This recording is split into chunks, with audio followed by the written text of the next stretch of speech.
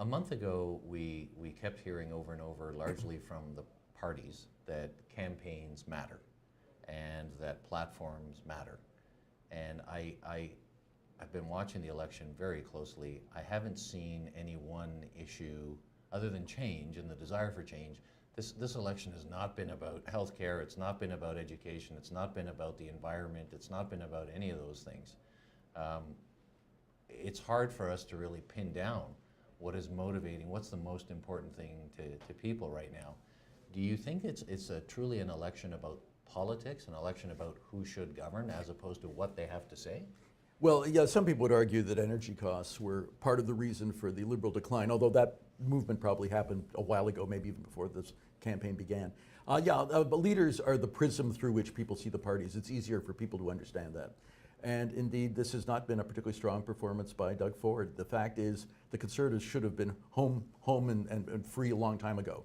They had a huge lead as recently, just a month ago, the end of April. They were still had a 20-point lead over the NDP, 16-point lead over the Liberals. The Liberals have declined even more than the Conservatives, of course. But the NDP has emerged. People want an alternative.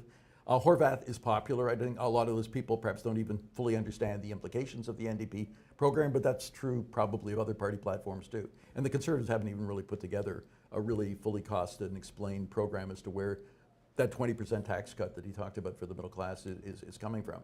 But yeah, it's just a lot easier for many of those voters to look at leaders.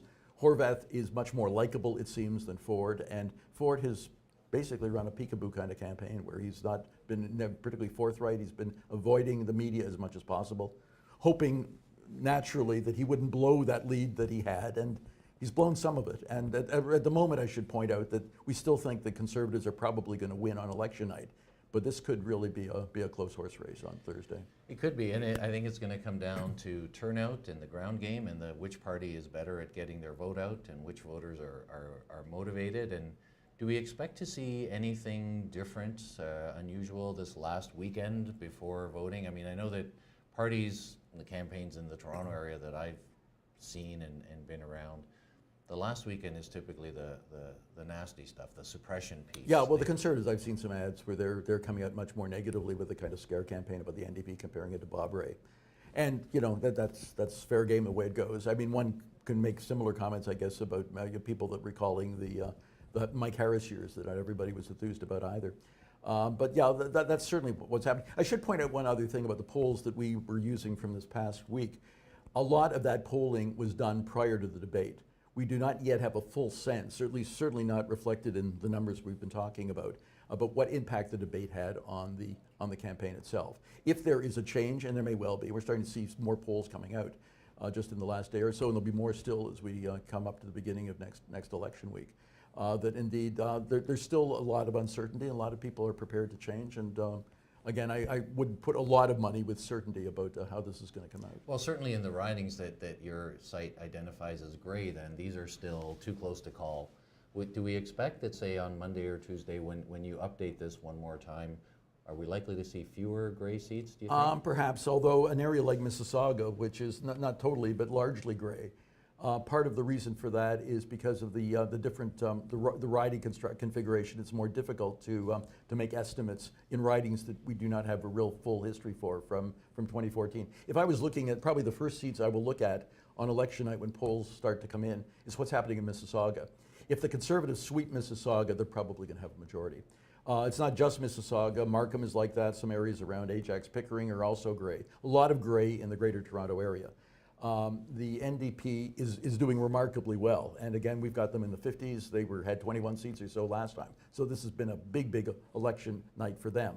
But to actually form a government, they're going to have to start cracking into a few other areas beyond where we've already indicated, and Mississauga would be a good example of that. The NDP seems to have caught fire in Brampton, which is, I mean, they had Jagmeet Singh's riding. I think that was the first Peel region riding the NDP. Formerly Bramalea, now Brampton East, yeah. And they seem to be showing very well in most of the Brampton ridings now. I'm not sure why that is. Any insights you want to speculate on? It's more of an immigrant population. I can't say with certainty. Brampton also has some gray, but yeah, we've got the NDP ahead in at least the 3 more northern seats. A lot of it has to do, I think, with relatively, the NDP will do a little bit better in the more working class areas. That's also interesting about Etobicoke North, where Ford is running, that in fact, that has a lot of working class voters in it, and that's a riding that the NDP is quite competitive, or has been. Hasn't won it lately, the Liberals did last time. But that's why I'm not at all confident that Ford should not assume that that's a lock, his constituency. He could lose that even while the Conservatives won the election. That is the ground zero of Ford Nation. It would be stunning if he's not able to win that. Well, I've always thought that the term Ford Nation was kind of a marketing slogan more than anything else. I'm not sure where it is. I'm not sure where to find it on this But map. that's certainly part of the lore that the Ford family has suggested that this was a lock. That riding is not a lock, but there are others that are. But his whole thing has been about, I'm not the elite, I'm for the little guy, I'm for the average guy. And you would think that would have massive appeal, especially in Etobicoke, where he's from. But perhaps not. Well, that was Donald Trump's shtick too. I mean, they were both children of millionaires. Anyway, look, I don't want to dwell on that. This is all part of marketing. All right, so